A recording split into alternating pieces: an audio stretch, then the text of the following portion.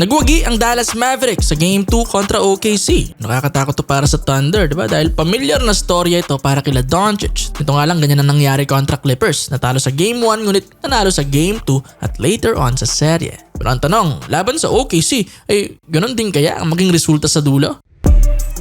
Sa Game 2, maganda kagad ang naging simula ng Dallas Mavericks. Sa first quarter pa lang nakagawa na sila ng 8 tres. Mainit at napanatili pa nila buong game ang shooting na yon. Pangunahing tirador nila noon ay si PJ Washington with 7 threes. Siya ang tumayong second best player ng Mavs sa game na ito with 29 points. Badly needed na help para kay Luka dahil wala ang scoring game ni Kyrie dito with only 9 points at 2 of 8 shooting sa field. Though may 11 assists naman si Kai, kaya iba mang paraan ay nakatulong pa rin siya ng malaki sa team. Tapos in defense niya pa, hindi kita sa stat sheet pero effective din yan para sa Mavs. Pero ang biggest improvement ngayon sa team ay si Luka Doncic. Matapos umiscore lang ng 19 points sa Game 1, dito ay nasa usual numbers niya na siya with great efficiency pa. Something na hindi natin nakita sa first 7 games niya nitong playoffs, lalo sa tres. Biruin nyo, bago ang larong ito, tumira lang ng 17 out of 75 from deep si Luka. 23% lang, well below 40% naman overall. Masama talaga. Pero kabaliktaran na nga ang nangyari nitong Game 2 dahil over 50% na siya sa field at higit 60% naman sa labas. Hanip na improvement. Minani niya lang din ang depensa rito ni Lu Dort at nalagay pa sa foul trouble. Napaka-importante ng performance niya para sa chances ng Dallas, diba? Kaya mabuting nakabawi siya kagad.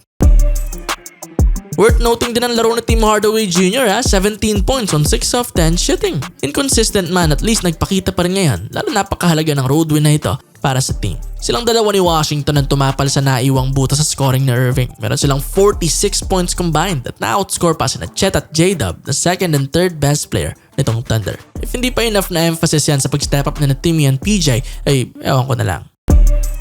Ngayong 1-1 na ang serye, napunta na sa OKC ang pressure, lalo sa Dallas ang next 2 games. Kailangan nilang makastil ng panalo ron kahit isa para mabalik sa kanila ang advantage. Yun yung mahirap pero doable naman since nagawa rin ng Clippers yon nung first round. We'll see kung paninindigan pa rin nila yung game plan kontra Dallas. Nagbabato kasi sila almost every time ng extra man kila Luka or Kai. At ang ending, isang OKC player ang nakatoka para sa dalawang Mavs player until makompleto ang rotation. Kaya maraming na-open na shooter sa labas ang Mavs. Hindi man gaano napasok nung unang laro pero ngayong game 2 ay pinagbayad niya sila. Pwede pa namang silang mag-stick sa game plan na yan, diba? Or konting tweaks lang dahil makikita pa naman kung sustainable ba ang ganong shooting ng Dallas sa buong serye.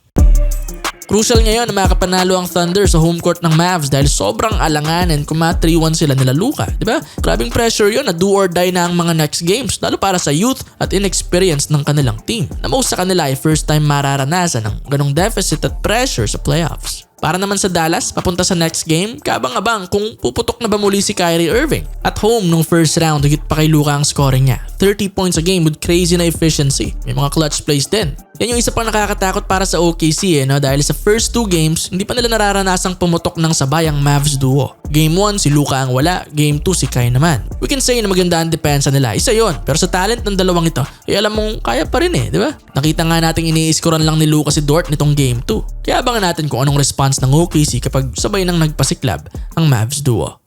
Para naman sa Thunder, wala kang problema kay Shea kahit natalo. Insane scoring pa rin ang pinakita. 33 points kahit nawala yung controversial na amount ng free throws ng Game 1. Sadyang mainit lang talaga ang Dallas sa larong ito. While yung ilang teammates niya na maganda ang shooting ng Game 1 ay bumaba naman ang numbers like Chet at Wiggins. Sa lakas ng kanilang team, may tira pa rin naman silang makasungkit kahit nasa road. Though mas challenging nga lang dahil nasa Mavs na ngayon ang kumpiyansa. Plus, may crowd na rin sila sa likod. Magkakaalaman pa lang. Basta so far, napakaganda ng serye, Mahaba pa to. Back to 0, best of 5 na lang pero napakarami pang mangyayari.